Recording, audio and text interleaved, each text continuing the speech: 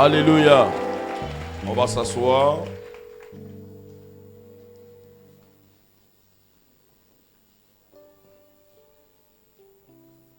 Qui est prêt pour la fête?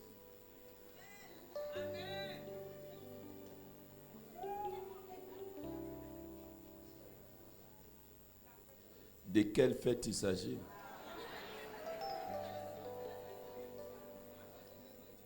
Je n'ai même pas fini de parler, tout le monde a levé la main. Alors, je pose la question, de quelle fête il s'agit? Alléluia. Non, je parle de la fête de Jésus. Bientôt, nous allons célébrer l'anniversaire du roi des rois, le Seigneur des seigneurs, le 24 nuit, c'est-à-dire demain. C'est pas ça? Voilà. Si tu finis la messe, va à la maison, fête, et puis il faut dormir. Il ne faut pas aller quelque part d'autre, c'est pas bon. Il ne faut pas gâter tout ce que Dieu a pris le temps de faire. Et il nous a façonnés, et donc il faut éviter d'aller ailleurs. Ce soir, puisque je vais prier pour vous, dans le nom de Jésus, je voudrais nous exhorter avec ce passage. Luc chapitre 8, à partir du verset 26. Il s'agit de l'épisode de la délivrance du possédé de Gazanarat. Ils abordaient dans le pays des Gazanéens qui étaient vis-à-vis de Galilée. Lorsque Jésus descendit à terre, il vit au-devant de lui un homme de la ville qui était possédé de plusieurs démons. Dit possédé de plusieurs démons. Cela veut dire qu'une personne peut être possédée par plusieurs démons. Amen. Depuis longtemps, il ne portait point de vêtements. Il avait sa demeure non dans une maison, mais dans des sépulcres. Ayant vu Jésus, il poussa un cri. Dit, il poussa un cri. Se jeta à ses pieds et dit d'une voix forte, qu'y a-t-il entre moi et toi, Jésus, fils du Dieu très haut? Je t'en supplie, ne me tourmente pas. Dis, ne me tourmente pas. Car Jésus commandait à l'esprit impur de sortir de cet homme dont il s'était emparé depuis longtemps. On le gardait lié de chaînes et les fers aux pieds. Mais il rompait les liens et il était entraîné par le démon dans les déserts. Jésus lui demanda, « Quel est ton nom ?» Il lui répondit, « Légion », car plusieurs démons étaient entrés en lui. Il priait instamment Jésus de ne pas leur ordonner d'aller dans l'abîme. Il y avait là, dans la montagne, un grand troupeau de porceaux qui perçaient. Et les démons suppliaient Jésus de leur permettre d'entrer dans ces porceaux. Il le leur permit. Les démons sortis de cet homme, ils entraient dans les porceaux et le troupeau se précipita des pentes escarpées dans le lac et se noya. Amen. Le verset 38, l'homme de qui étaient sortis les démons lui demandait la permission de rester avec lui, mais Jésus le renvoya en disant, retourne dans ta maison et raconte tout ce que Dieu t'a fait. Il s'en alla et publia par toute la ville tout ce que Jésus avait fait pour lui. Parole du Seigneur notre Dieu. Il y a une sœur qui m'a appelé, je ne sais pas si elle est là. Elle a dit qu'elle voulait témoigner de ce que Jésus a fait pour elle. Elle est là. Mets-toi debout, je vois. Oh, ok. Donc tout à l'heure, tu as témoigné de ce que Jésus a fait pour toi. Amen. Frères et sœurs, c'est un jour exceptionnel. Exceptionnel parce que nous sommes à l'aurore d'une nouvelle année. Dieu nous a conduits tout au long de l'année 2016. Il a réalisé beaucoup de choses dans notre vie. Des choses que nos yeux ont vues, des choses que nos yeux n'ont pas vues, mais dont les effets sont perceptibles dans notre vie. Dis très fort Amen. Et nous voulons pouvoir lui dire merci. Parce que être reconnaissant est la chose la plus importante dans la marche d'une personne avec Dieu. Si nous sommes reconnaissants dans les petites choses, alors Dieu nous permettra de voir des grandes choses. Souvenez-vous des 10 personnes qui avaient été guéries de la lèpre. La Bible précise qu'un seul est revenu sur ses pas pour témoigner de sa reconnaissance à Dieu en remerciant Jésus. En plus d'être guéri, Jésus a ajouté une autre bénédiction. C'était la vie éternelle. Pourquoi? Parce que vous pouvez être guéri, mais ne pas être sauvé. Mais ce qui est important, c'est être sauvé et aussi être guéri. J'allais dire être délivré. Et c'est cet épisode-là qui va me servir d'appui. La Bible précise que Jésus a décidé d'aller dans un territoire qu'on appelle le territoire de Gazanarat. Gazanarat est un peuple, c'est un territoire où se trouve un peuple païen, un peuple idolâtre. Ce territoire était en face de Galilée. Et pour y aller, il fallait traverser la mer de Galilée. Quand on lit les Écritures, nulle part il est écrit qu'un serviteur de Dieu soit allé dans ce territoire. Mais Jésus dit à ses disciples d'aller dans ce territoire. Sans doute que les disciples lui ont posé la question, mais Seigneur, c'est un peuple païen, on va aller faire quoi là-bas? Ils ne vont pas accepter notre venue. Or, ce territoire était sous l'influence des puissances des ténèbres. Et l'esprit qui dominait là-bas n'était pas seulement un seul esprit, mais l'esprit principal, c'est-à-dire le démon principal de ce lieu était un esprit des eaux. Et cet esprit des eaux, quand Jésus va décider d'aller dans ce territoire, parce qu'il avait senti le cri d'une des créatures de Dieu en souffrance, pris en captivité par des esprits mauvais, Jésus va décider d'aller délivrer cet homme. Quoique, il est dit, je n'ai été envoyé que pour chercher les brebis égarées de la maison d'Israël. En allant dans ce territoire, Jésus donnait la préfiguration que son salut n'était pas seulement pour les Juifs, mais c'était pour toute l'humanité. Alors, Jésus et ses disciples prennent la barque et ils se mettent en route. Mais le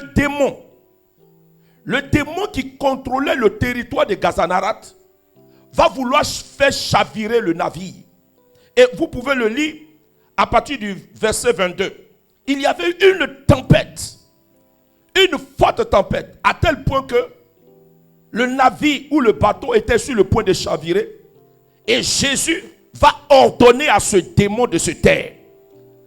Et la mer de Galilée va se calmer. Déjà, il faut comprendre une chose. Quand une personne recherche sa délivrance, vous allez voir que les esprits qui influencent la vie de cette personne vont commencer à se manifester pour empêcher à ce que la délivrance de cette personne se fasse. Ces esprits peuvent utiliser les éléments de la nature. Ils peuvent même utiliser ceux qui sont autour de vous. Ils peuvent même utiliser des personnes avec qui vous parlez. Tout cela pour vous empêcher d'arriver dans des lieux où vous pouvez obtenir votre délivrance. Ils vont vous dire, mais qu'est-ce que vous venez chercher ici tous les vendredis? Vous ne pouvez pas vous reposer. Tu vas déjà à la messe, ça ne te suffit pas. La messe, c'est le sommet de toutes les prières. Tu es baptisé ou bien tu n'es pas baptisé. Ça, c'est le langage de l'esprit qui contrôle, qui influence votre vie et qui ne veut pas que Jésus le chasse.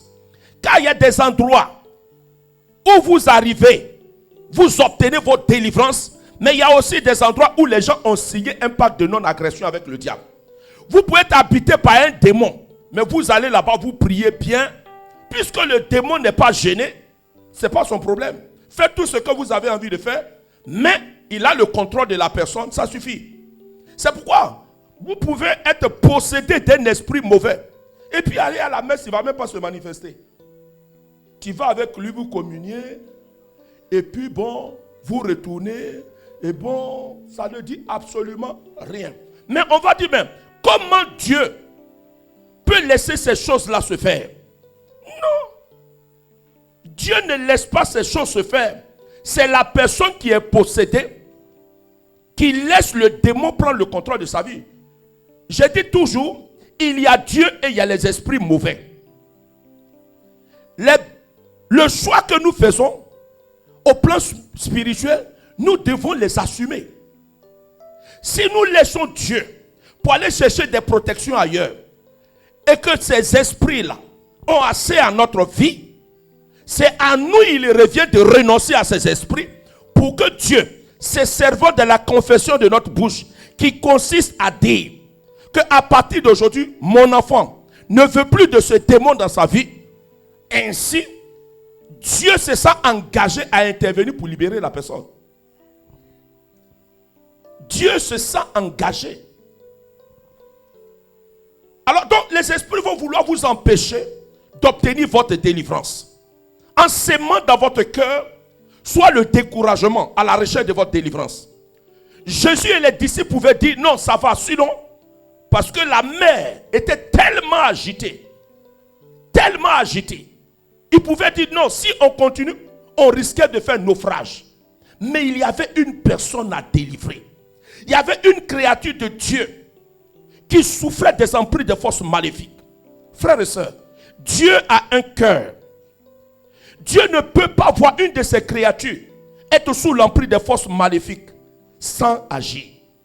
C'est pourquoi il dit, tous ceux qui ploient sous un lourd fardeau, venez à moi. Quand nous décidons de remettre notre sort entre les mains de Dieu, afin que celui-ci nous délivre des puissants des ténèbres, Dieu le fait parce qu'il a dit dans l'agenda qu'il a reçu de la part de son Père en venant sur la terre. Jésus a dit, l'Esprit du Seigneur est sur moi, il m'a envoyé délivrer les captifs. Jésus l'a dit.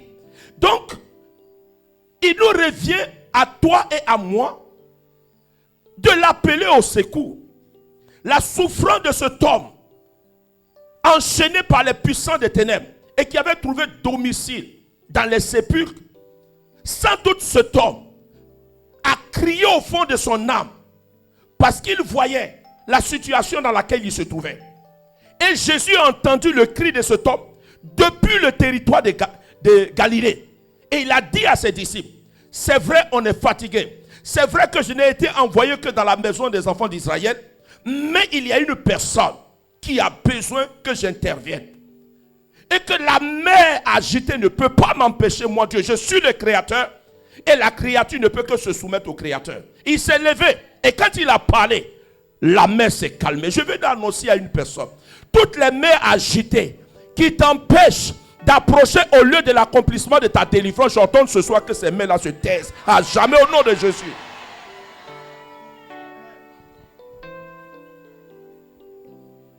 Cette main agitée peut être ton mari qui empêche que les vendredis tu viennes obtenir ta délivrance. Mais quand c'est ton mari, il faut obéir. Il faut obéir. Il faut prier pour que son cœur soit touché. Parce que c'est une partie de toi-même. Il ne faut pas jouer au... Surtout dans une période de fête comme ça, là. Il ne faut pas qu'il va se saisir de cette occasion-là pour te remplacer. Parce que cette période-là, c'est la période du remplacement. Une erreur nette, on te remplace.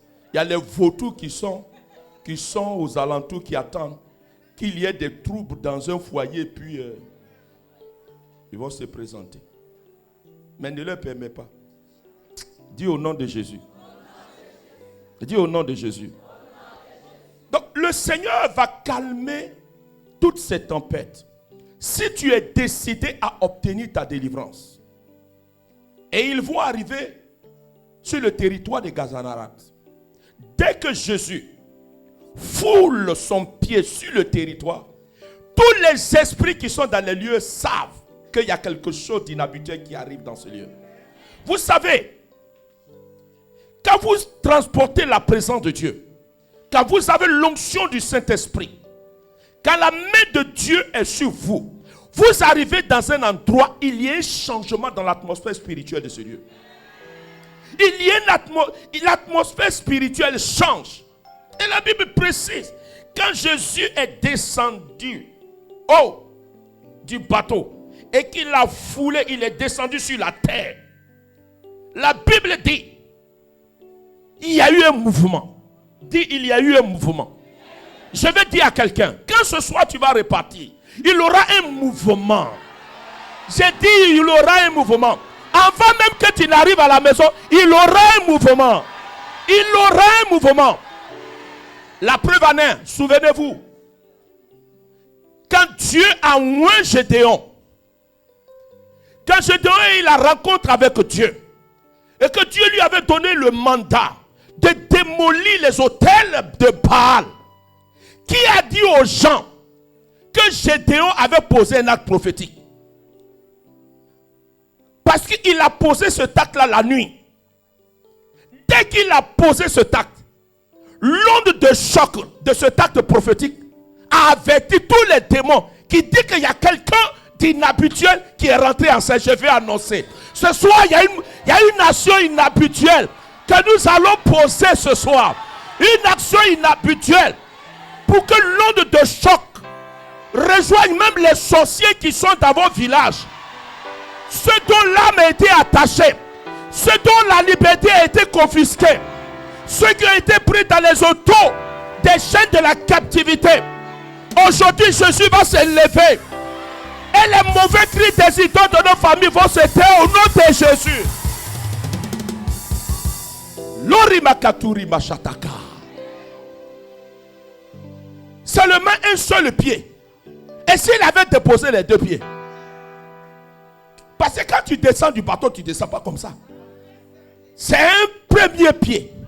Quand il a déposé l'onde de choc, on dit non, qui est venu ici? Je me souviens de cette jeune fille qui donnait son témoignage. Une petite fille de 10 ans.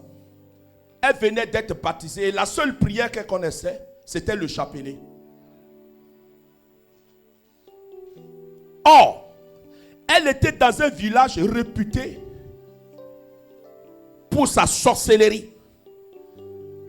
Et les sorciers des autres villages sont obligés, lorsqu'ils doivent aller en mission, de traverser ce village.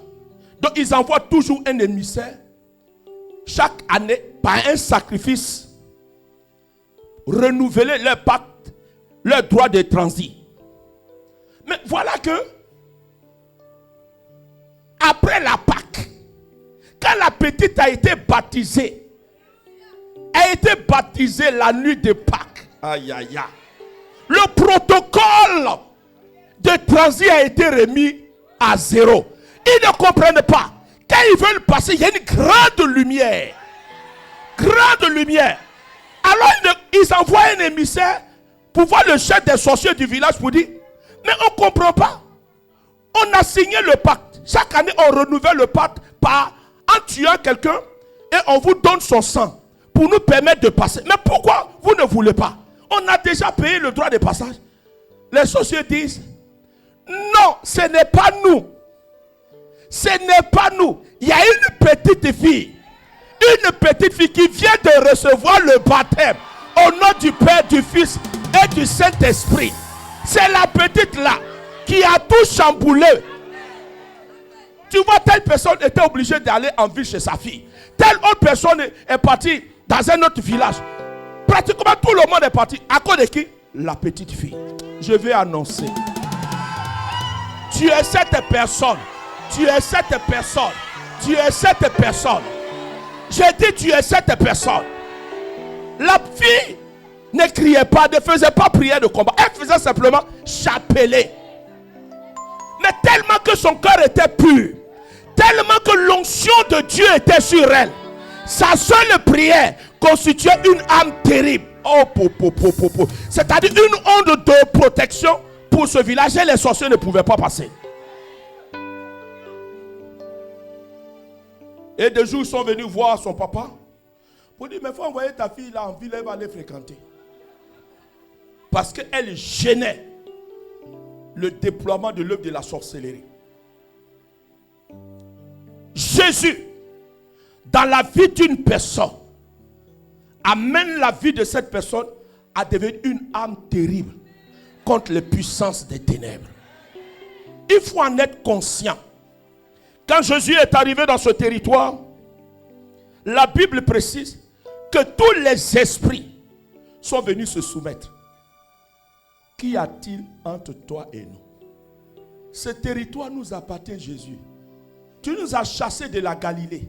Tu nous as chassés de Capharnaüm. Tu nous as chassés depuis la Judée. On a eu notre refuge auprès de ce peuple idolâtre qui a refusé de te recevoir. Seigneur, qu'est-ce que tu es venu faire ici encore? Tu es venu pour nous détruire. Quand vous avez l'Esprit de Dieu avec vous, quand l'onction du Saint-Esprit est avec vous, vous avez la domination sur les puissances des ténèbres. Ils se soumettent, quel que soit le sorcier, quel que soit le mystique, ses incantations et ses envoûtements, ses sorts et ses charmes, sa sorcellerie par figurine, toutes ces choses, c'est comme de l'eau qu'on verse sur la peau d'un canard. C'est pourquoi tu dois même pas être inquiet. Jésus est arrivé, il savait que là-bas, c'était une cohorte, c'était le nid des sorciers, le nid des démons, le nid des puissants des ténèbres. Mais il a dit, allons-y là-bas. Parce que Dieu lui a donné pouvoir sur toutes choses. Sur toutes choses. Or, depuis que tu as donné ta vie à Jésus, depuis qu'on t'a baptisé au nom du Père, du Fils et du Saint-Esprit, depuis le jour où on a mis sur ton front l'huile sainte et que le prêtre a prononcé ces paroles sacrées, je te baptise au nom du Père, du Fils et du Saint-Esprit. Dès cet instant, tu as été surnaturellement transformé en une autre personne. Même si physiquement tu es un enfant aux yeux des gens, mais dans le monde spirituel, tu as pris de la valeur parce que tu es fils de Dieu. Et si tu es fils de Dieu, tu ne peux que manifester ta nature de la divinité. Oh, la divinité a le pouvoir de contrôler la créature. C'est pourquoi tout ce qui sort de ta bouche s'accomplit à la perfection. Quand tu déclares une parole, les esprits sont obligés de se soumettre. Ce soir, tu exerceras ce pouvoir. Lorsque tu parleras, tes ennemis seront obligés de se mettre à genoux pour te demander pardon au nom de Jésus. C'est parce qu'on ne parle pas qu'eux ils parlent. Maintenant, la nouvelle forme d'église là. Cette nouvelle forme d'église, que toi et moi, nous sommes les membres, il n'y a pas de pacte de non-agression. Il ne peut pas avoir deux personnes sur un même territoire. Pas du tout. Ou on prend le contrôle, ou c'est eux qui prennent le contrôle. Or, nous avons reçu le mandat de prendre le contrôle de la terre. La Bible dit, il a donné à la postérité d'Abraham Il a donné à la postérité d'Abraham la terre en héritage. Chaque parcelle de cette terre, quand tu fous le pied dans cet endroit, la Bible dit, le territoire est sous le contrôle de ton Dieu. Dieu a dit, en préfiguration de cette vérité, il dit, j'ai donné à la postérité d'Abraham Canaan comme héritage.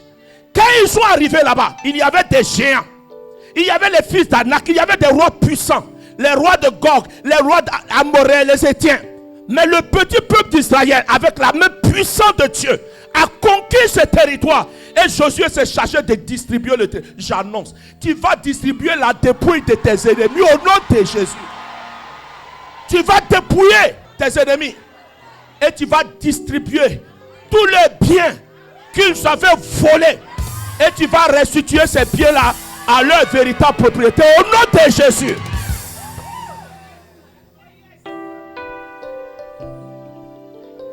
Jésus les a regardés. Ils ont commencé à pleurnicher.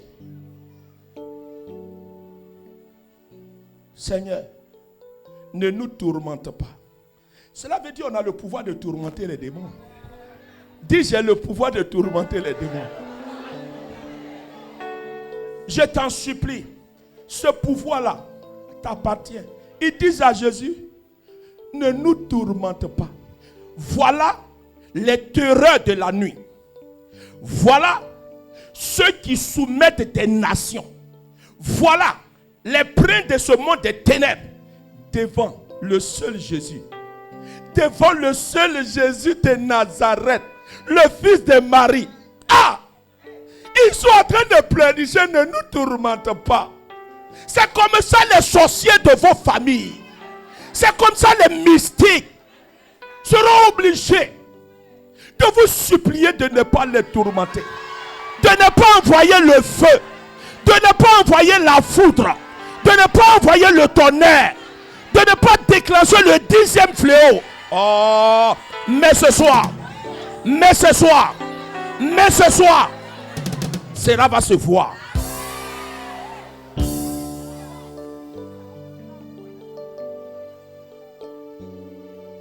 S'ils n'avaient pas pris cet homme en captivité, Jésus n'aurait rien fait. Il savait, Jésus sait que Dieu s'est fixé un jour pour nettoyer le monde de tous les anges déchus. Parce que la Bible précise dans Matthieu chapitre 6 verset 41 qu'il y a une place qui leur a été réservée. C'est l'enfer. C'est l'enfer. Donc, quand Jésus est venu, il n'était pas le souci de Jésus. Le souci de Jésus, c'était d'accomplir le sacrifice expiatoire. Il fallait que le ministère de la sanctification soit opéré au moyen du sang de Jésus, par l'œuvre de la croix. Voilà ce que Jésus était venu faire. Donner son sang comme le prix du rachat. Mais laissez Jésus faire ce travail. Et vous prenez le temps pour maintenir les créatures de Dieu sous votre domination. Et il dit non, ce n'est pas normal. Jésus a dit bon, je ne vais pas vous tourmenter pour cette fois-ci. Parce que le jour du grand tourment n'est pas loin. Il dit, envoie-nous dans ces ports. Un de mes fils dit, c'est inadmissible. Et nous ne devons plus l'accepter. Même les cocotis ont accepté de se suicider parce que des démons sont rentrés en eux. Dès que les démons sont rentrés en eux, ils sont allés se suicider. Mais nous, on les laisse dans notre corps et puis comme si c'était normal. Mais j'annonce, nous on ne va pas se suicider, mais on va les tuer.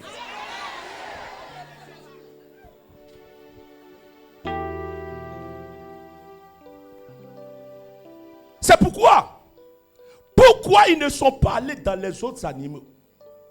Pourquoi dans ce territoire on n'a pas mentionné la présence de moutons ni de brebis, mais on a évoqué le nom d'un animal qui selon le livre de Lévitique, fait partie des animaux impurs.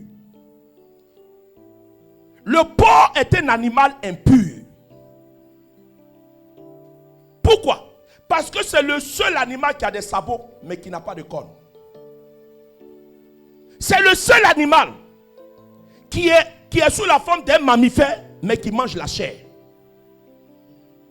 C'est un animal impur. Et généralement, tous les animaux impurs sont des vecteurs d'esprit. Ce sont les moyens de transport des démons. C'est pourquoi dans vos rêves, vous allez voir que quand les sorciers veulent vous attaquer, ils vont voyager, ils vont se présenter dans les rêves avec la forme de certains animaux. Et ces animaux-là, vous allez les trouver dans le livre du Lévitique.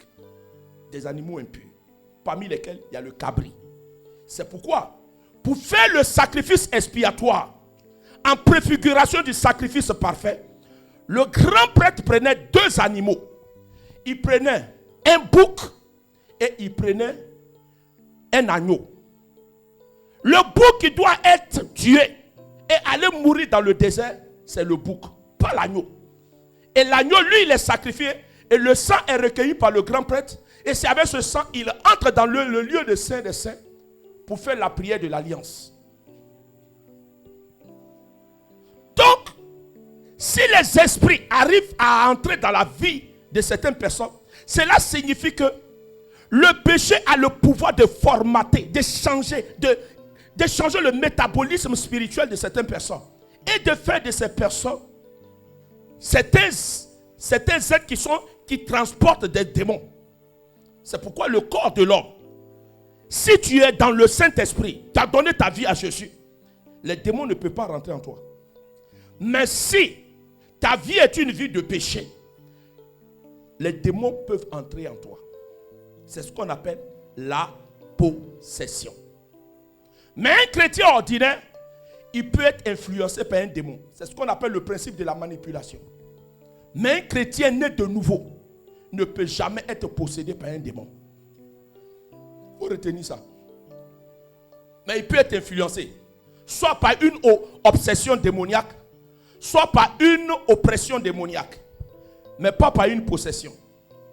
Un possédé, c'est quelqu'un dont le corps sert d'habitation au démon.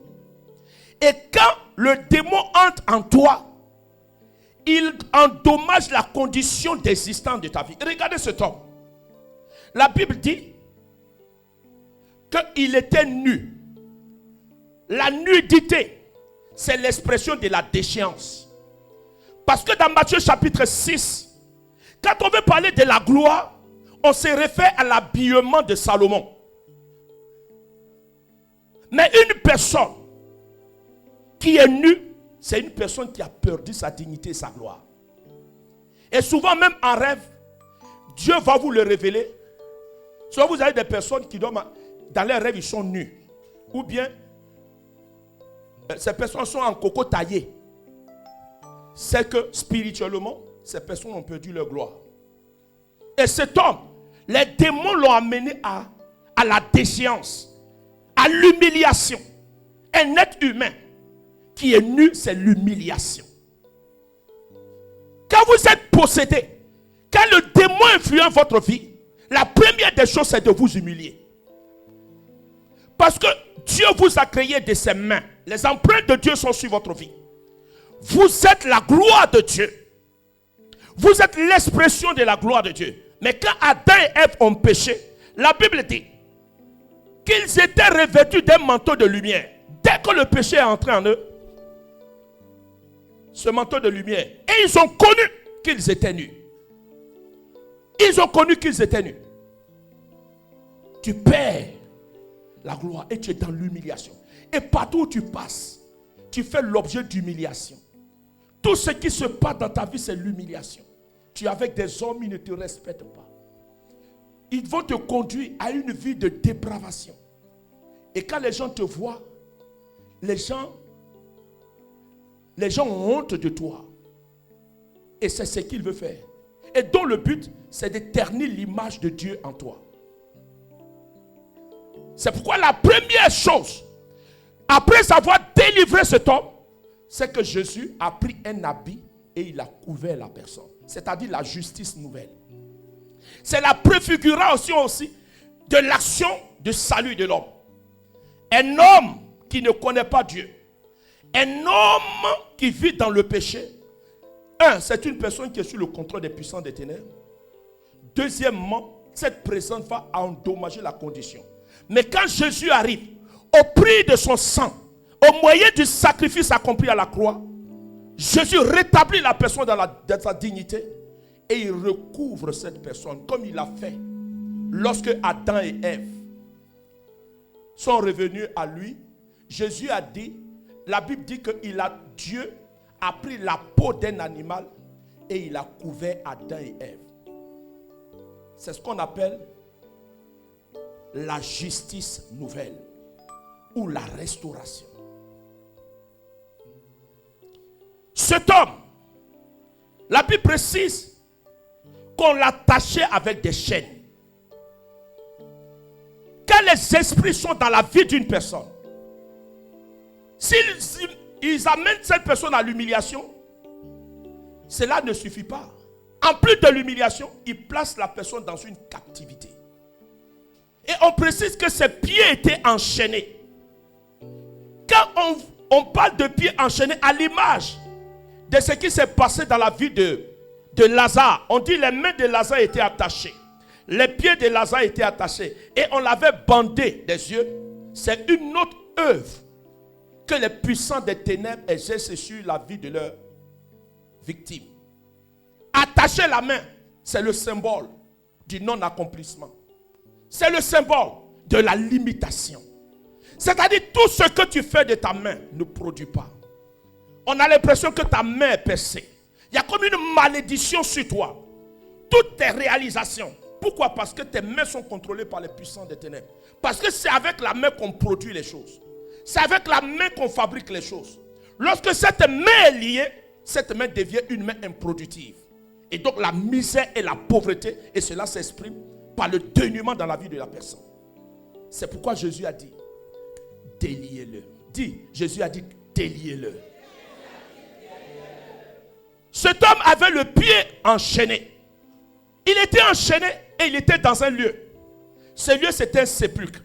Et quand on parle ici de sépulcre, cela veut dire que l'esprit qu'il avait maintenu attaché, c'est un esprit de mort.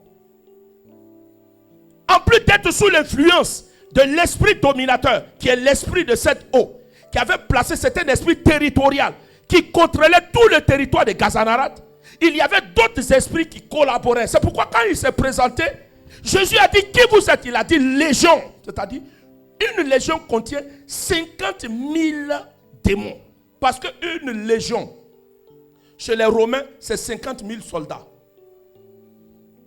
Donc cet homme-là, il était habité par 50 000 démons. Regardez, un seul démon, regardez les dommages que ça fait. Mais lui seulement, il a une légion de démons. Et l'un des démons, c'était l'esprit de mort. Parce que quand l'esprit de mort est dans votre vie, il opère deux actions majeures. La première action, c'est que tout ce que vous faites, tout ce que vous entreprenez, toutes ces choses sont frappées par la mort. Parce que là où il y a la mort, il n'y a pas la vie. Quand la mort rentre dans votre magasin tombe. Même si le magasin était placé à un bon endroit et que vous êtes la seule personne à vendre les produits que vous vendez, si la mort rentre, c'est comme s'il n'y a pas de clients. La mort éloignera les clients de vous. La mort amènera les bandits à venir braquer votre magasin. La mort fera en sorte que les gens mettent des choses d'envoûtement pour détourner le regard de la clientèle de votre magasin. Ça, c'est l'esprit de mort qui fait ça. Ça, c'est sa première action. Dont l'objectif, c'est de vous amener à l'humiliation. Cet homme était nu. Cela signifie qu'il n'avait même pas les moyens pour se payer un habit. Quand la mort rentre, c'est que la pauvreté est rentrée dans votre vie. Vous tombez. En plus, de la mort, c'est-à-dire la destruction de vos œuvres, qui vous produisent un revenu, la mort amène aussi la mort physique. Et la manifestation de cette mort physique, par la présence de l'esprit de mort, c'est la présence de certaines maladies dont l'objectif c'est de vous tuer. Ces maladies-là sont souvent des maladies incurables. Vous allez à l'hôpital un matin, vous faites un examen banal et on constate que vous êtes en phase terminale d'un cancer. Esprit de mort. Et vous allez constater dans votre rêve que très souvent, quand l'esprit de mort est en manifestation et que ses œuvres se produisent, vous ne faites que voir des personnes qui sont décédées. Même des gens que vous avez connus avant. Vous les voyez dans vos rêves, vous parlez avec ces personnes, souvent même vous mangez avec ces personnes. Alors je vous dis quelque chose. C'est-à-dire, quand vous arrivez à manger avec un mort, ça c'est pas bon. Ça c'est pas bon. Dis à ton frère c'est pas bon. Non. Ça il faut trouver un homme de Dieu pour prier. C'est-à-dire que la nourriture que tu es en train de manger, c'est la nourriture. Cette nourriture va transporter dans ton corps une maladie. Ça va transporter une maladie. Et souvent tu as constaté que tu as un mal qui est caché en toi. Parce que c'est la nourriture de la mort que tu es en train de manger. C'est pourquoi quand nous faisons une retraite, il y a une étape importante qu'on fait toujours. C'est de boire le sang de Jésus et de vomir toutes les nourritures démoniaques, toutes les nourritures de mort qui sont en nous. Et ça apporte une restauration et les bases démoniaques de ces genres de maladies que nous avons mangées. Toutes ces maladies-là sortent de notre corps. C'est merveilleux parce que le sang de Jésus est puissant. Donc cet homme était sous l'influence de l'esprit de mort. Également, Jésus a délié cette personne. Il a ordonné. On dit ceci, qu'il était animé par une force étrange. Même les chaînes physiques, les chaînes qu'on mettait sur, il arrivait à les rompre. Ça, c'est une autre manifestation d'un possédé. Quand vous êtes possédé par un démon, la possession vous amène à avoir une force étrange, une force inhabituelle. Allez-y sur YouTube, tapez exorcisme et vous allez voir des exorcistes que les gens ont filmés. Vous voyez la personne, sa tête là, ça tourne comme hibou. 360 degrés, ça fait comme ça. Vous croyez que c'est film? Ou bien la personne arrive à pratiquer la lévitation devant vous comme ça. Les démons les soulèvent comme ça. 10 personnes ne peuvent pas maîtriser la personne. Une force étrange vous habite. C'est pourquoi quand on fait souvent les délivrances, vous regardez la petite fille, normalement elle est faible tout et tout. Mais quand le démon commence à se manifester, mon vieux, on ne peut pas maîtriser. On est obligé d'appeler Achille.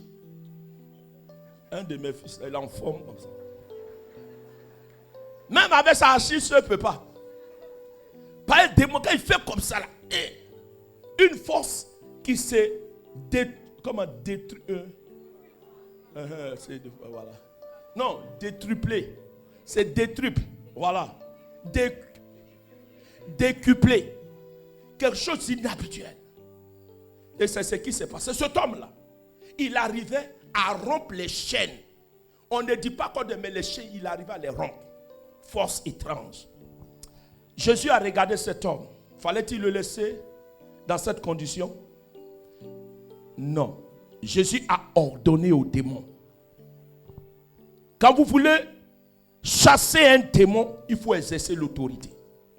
Parce que c'est pouvoir contre pouvoir. Puissance contre puissance. Autorité contre autorité.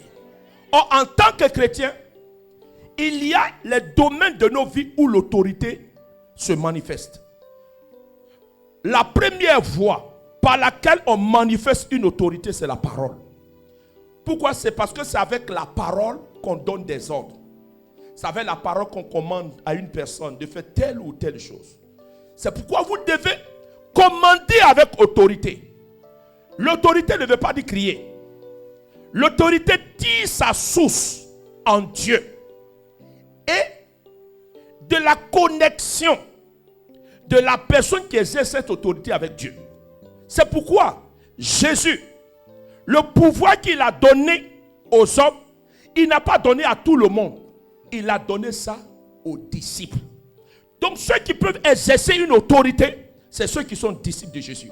Autrement dit, il faut respecter les conditions des disciples pour que, quand tu ordonnes au nom de Jésus, les démons se soumettent. Sinon, si tu es un chrétien ordinaire, ta vie là n'est pas claire, le démon va rire. Toi, tu es qui? Souvenez-vous, dans les Actes des Apôtres, je crois au chapitre 19, les 7 fils de Séva, ils ont formé une communauté. Ils ont vu Paul exercer son ministère et Paul avait du succès. Les gens invitaient Paul partout, en Macédoine, en Pisidie, ils prenaient avion et vraiment, ils rentraient dans les grandes maisons, les gens bénissaient le ministère de Paul, tout et tout. Donc les 7 fils de Séva sont tombés dans la convoitise du ministère de Paul. Il dit, bon, nous aussi on va créer pour nous. Bon, ce n'est pas mauvais, mais qu'est-ce qu'ils font? Il dit, non, les démons que Paul chasse, c'était les petits démons. Nous là, un vrai démon, c'est-à-dire un vrai possédé, là, si on le délivre, notre cote de popularité va dépasser Paul. C'est un peu comme ceux qui commencent le ministère maintenant avant-hier. Nous, on est dans la chose là, ça fait des années. Quand tu veux me dépasser un coup comme ça. Au lieu de prendre les petits démons de mari de nuit. Voilà. Tu tentes de te frotter à des démons d'un rang. Et quoi que c'est à faire des formules pour dire au nom de Jésus, c'est ça qui donne le résultat. Non, ce n'est pas la formule là qui donne le résultat, mais c'est celui qui prononce là. La formule là qui rend la formule puissante. C'est pourquoi Jésus, quand il parle, il y a effet. Paul a parlé, il y a effet. Pierre a parlé, il y a effet. Parce qu'ils connaissent au nom de qui il parle. Parce que celui au nom de qui parle les a mandatés. Qui toi t'a mandaté? Alors les 7 fils de Séva, ils ont monté leur communauté, ils ont fait le règlement intérieur. Et ils sont allés déposer ça au ministère de l'Intérieur, ils ont déposé ça auprès du curé de la paroisse. Et ils ont commencé le ministère. Ah, papa fait retraite de quarantaine, nous, on va faire pour nous. Au lieu de commencer à faire affiche pour dire, est-ce qu'il n'y a pas bon retraite pour les maris de nuit, des femmes de nuit? Au lieu de sélectionner, il a dit de venir. Oh, le jour là, il y avait un possédé, un bon franc-maçon, 32e degré, qui était là. Il dit, j'ai venu voir un peu ce que les gens racontent un peu là. Et puis il a assis. Et puis il ne parle pas, il est comme ça. Parce que quand ils sont quelque part, ils ne parlent pas, ils sont comme ça, ils ont une manière là. Et puis tout se joue en esprit. Toi-même tu es là-bas, tu vois, il y a le combat, mais les novices qui sont là, mais ils ne comprennent rien. Pourquoi souvent tu parles quand tu insistes sur certains nombres de choses, et puis tu viens vers son rang. Et puis tu parles. Mais les gens ne comprennent pas pourquoi c'est vers le col là seulement tu vas. Mais tu sais d'où vient voilà. Où vient, voilà. Donc toi aussi tu viens là-bas pour que c'est autorité contre autorité.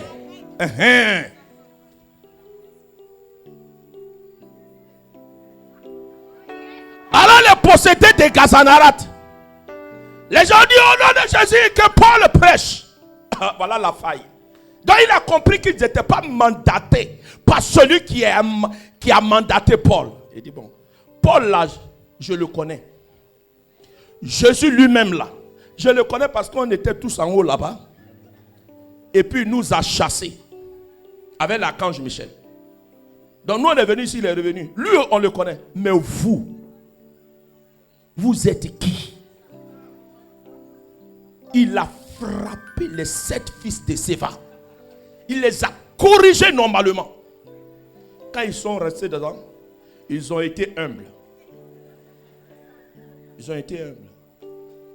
Jésus a regardé la légion des démons.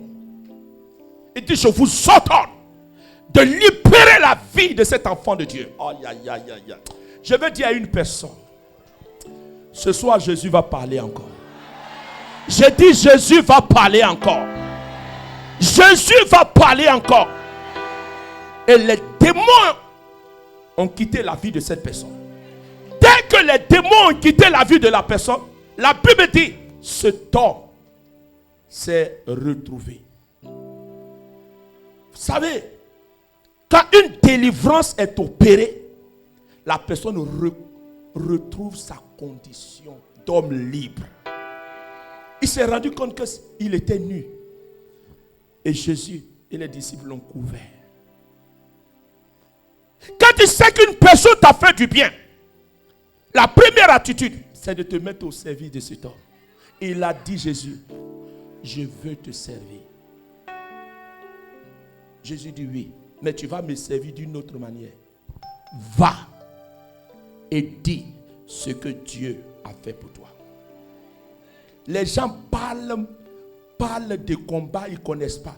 Vous qui avez bénéficié des témoignages, est-ce que vous aussi, vous écrivez votre témoignage là sur Facebook? Vous vous taisez, non? Vous laissez les détracteurs parler. Mais écrivez votre témoignage sur Facebook. Ça fait quoi? Au lieu d'aller tuer sur les DJ Arafat, les trucs comme ça là, les trucs politiques là, ça perd le temps, ça ne donne pas le nom de Jésus d'être élevé. C'est qu'il a fait. Simplement le fait que tu menais une vie en dehors de Dieu. Et que depuis que tu as rencontré Jésus, tu as renoncé à un certain nombre de choses. Mais c'est une délivrance. Parce que le péché est un lien de captivité. Aujourd'hui, si tu arrives à vivre dans la sainteté, c'est une délivrance. Parce qu'il y a certains péchés qui ont un caractère de lien. Mais pourquoi tu ne dis pas ça? Pourquoi tu n'écris pas? Voici un merveilleux outil que le diable a inventé pour distiller son venin de mensonge. Dieu dit, vous allez utiliser ça pour distiller la vérité. Mais les gens, les filles de la lumière qui sont là, on ne les voit même pas s'exprimer par des témoignages. Ils sont en train de faire des posts sur des discours de palabres.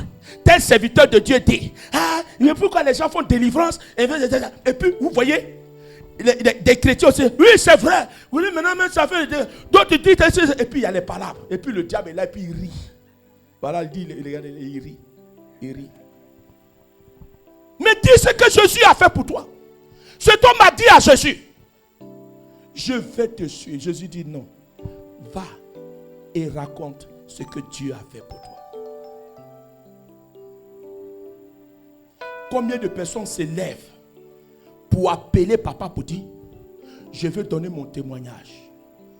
Depuis que je viens ici, voilà ce qui a changé dans ma vie. Voilà ce qui a changé. Quand vous regardez le peuple d'Israël, les victoires que Israël a acquises au niveau de Canaan, ce sont des victoires progressives. Les gens attendent de remporter la victoire sur la bataille ultime pour témoigner. Mais comment déjà pas témoigner lorsque tu as eu la victoire sur Haï? Témoigne lorsque tu as eu la victoire sur Jéricho. Témoigne que tu as eu la victoire sur les Gags. Témoigne que tu as eu la victoire sur le peuple héthien, sur les Amoréens.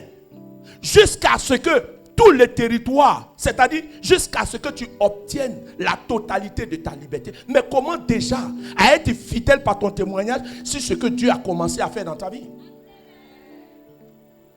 Parce que c'est l'action de grâce qui appelle d'autres actions de grâce. Comme tu es venu ici, tu n'es pas marié et que Dieu t'a délivré d'un fibrome, mais comme tu n'es pas encore marié, tu dis non, il n'a pas encore fait. Il ne fera pas. Parce que déjà, il a fait fibrome, là, tu n'as même pas parlé. C'est resté dans l'anonymat. Oh Dieu, il veut que sa gloire éclate. Dieu aime que sa gloire éclate. Vous comprenez pourquoi il a laissé Pharaon venir auprès du peuple d'Israël. S'il ouvrait vite la mer rouge et que le peuple passait, l'histoire n'allait pas retenir ça. Il fallait que les Égyptiens eux-mêmes soient témoins de la gloire de Dieu. Alors il a dit à Moïse, laisse faire. Et Moïse veut nous tuer. Pharaon arrive avec son armée. Dieu fait comme il est. Il attend. Il dit à Moïse, mais qui sont ceux qui crient là-bas? Moïse dit, c'est ton peuple là. Dieu dit, non, c'est ton peuple. Quand il y a pas comme ça, Dieu dit, le peuple de... Moïse dit que ton peuple... Moïse dit, non, c'est ton peuple, c'est ton peuple. Alors il dit, gardez le silence. Gardez le silence. Garde le silence. Ne sois pas troublé quand tu viens à la prière ici, quand les choses, ce que tu attends là, n'est pas encore arrivé. Garde le silence, viens tous les jours. Oh, je t'en supplie, garde le silence. Dieu veut que quand il va frapper, l'onde de choc arrive jusqu'aux États-Unis. Que les gens sachent. Aïe, aïe, aïe, aïe, aïe, aïe, aïe, aïe. Que les gens sachent ce qu'il a fait. Même que les sourds entendent. Que les muets même parlent pour dire les merveilles de Dieu dans ta vie. Quand le peuple d'Israël est arrivé, quand le peuple égyptien est arrivé, Dieu dit maintenant, je vais manifester ma gloire. Devant les yeux des Égyptiens. Parce que, s'il avait fait traverser, il avait ouvert la mer rouge, et que le peuple d'Israël était passé avant que les Égyptiens n'arrivent, ils allaient dire qu'ils ont préparé les coups. Il y avait des bateaux qui étaient là. Et ils ont pris le bateau là pour traverser. Et ils disent que Dieu a fendu la mer. Même les scientifiques là, ils discutent encore aujourd'hui. Ils disent non, que c'est une image, une allégorie. Ils sont passés, c'est une période où la mer était basse. Et donc ils ont fait ça. Tout cela, les détracteurs de la parole de Dieu là, ils aiment toujours des analyses des bambins. Où on va te dire, non, ta maman est singe. Moi, ma maman n'a jamais été une guénon. Jamais, jamais. Je suis une créature de Dieu. Je maudis ces paroles-là. Je maudis ça. Hein?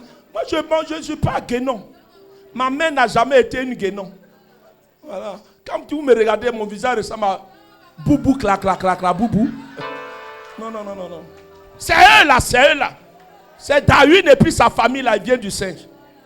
Il a pu tracer sa généalogie jusqu'à la trouver que son premier grand-père était un singe. Moi, j'ai tracé pour moi, je suis remonté jusqu'à Adam. Dieu n'a pas dit qu'il a créé Homo sapiens. Que je viendrai d'Homo sapiens. Non, c'est pas Jésus. C'est une autre race d'êtres, d'animaux qui a pris la trace de Homo sapiens. C'est autre chose. C'est pas moi.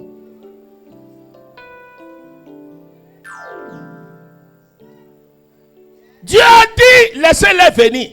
Quand ils sont arrivés, les yeux ont vu. J'ai dit, tes ennemis verront que le Dieu que tu pries ici, aïe, aïe, aïe, les ennemis verront que le Dieu que tu pries est le véritable Dieu. Ils sauront que tu ne viens pas les vendredis ici pour t'amuser. Que le Dieu que tu pries, c'est celui qui a fait le ciel et la terre. L'univers visible et invisible. Il a donné la limite à la mer. Toutes les autres descendent dans la mer, mais ça ne remplit pas. Quel est donc ce Dieu? Le psalmiste dit, donne la limite à la mer. Il dit, mais même si tu remplis, tu ne peux pas dépasser cette limite. Qui est ce Dieu qui peut faire une telle chose? Oh, c'est ce Dieu-là que nous adorons ici. Ce n'est pas le Dieu de la religion. C'est le Dieu révélé par Jésus-Christ de Nazareth. Il dit, Moïse, laisse-moi faire. Étends la main. Dieu a soufflé un vent d'est. C'est ce vent-là ce soir. Je t'invite à souffler. Je dis, c'est ce vent-là que tu vas réclamer. Le vent d'est. Quand ce vent d'est arrive, il assèche même la mer. Si la mer qui est une eau vaste est asséchée par le vent d'est, regarde un peu si ce souffle-là vient sur quelqu'un.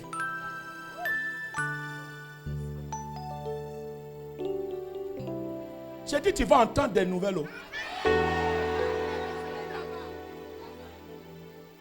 Mais je vais te dire, il faut bien fêter. Si ça s'amusent à mettre leur funérailles là, avant la fête, il ne faut pas partir.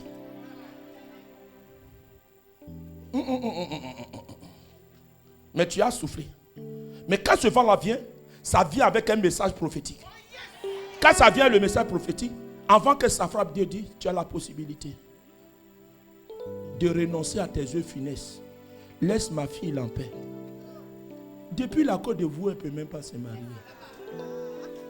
Hein? Quand je la regarde, je l'ai créée unique en son genre, belle comme ça là.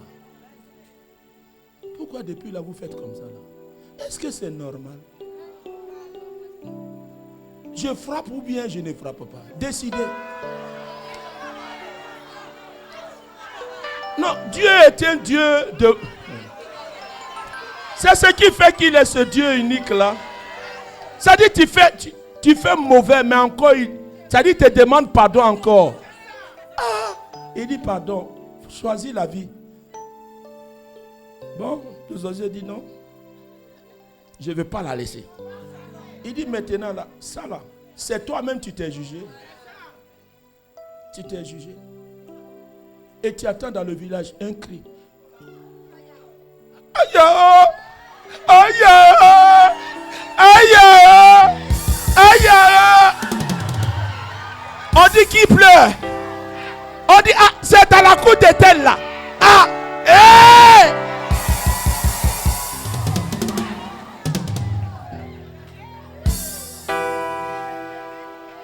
Quand Pharaon a vu la mer s'ouvrir,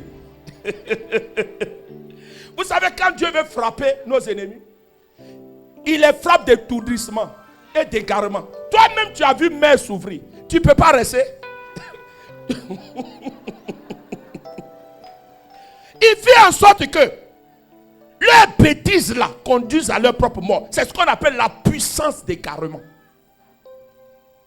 Comme des moutons. Depuis que vous êtes nés, vous n'avez jamais vu mer s'ouvrir comme ça. Vous voyez ça, les gens sont en train de passer. Au lieu de rester, il dit non. Pourquoi? Parce que Dieu avait déjà parlé. Et que la parole doit s'accomplir. Il dit, Moïse, c'est un ennemi que tu vois, tu ne les verras plus. C'est pourquoi eux-mêmes devraient accomplir la parole. J'annonce que tes ennemis accompliront la parole de Dieu. Ah! Ils accompliront la parole de Dieu. Et ils sont arrêtés. La mer les engloutit. La mer était leur cimetière. J'annonce que la fosse que eux ils ont creusée, la fosse qu'ils ont creusée, eux-mêmes dormiront dans cette tombe-là. Au nom de Jésus, que Dieu vous bénisse et que la grâce de Dieu repose sur votre vie.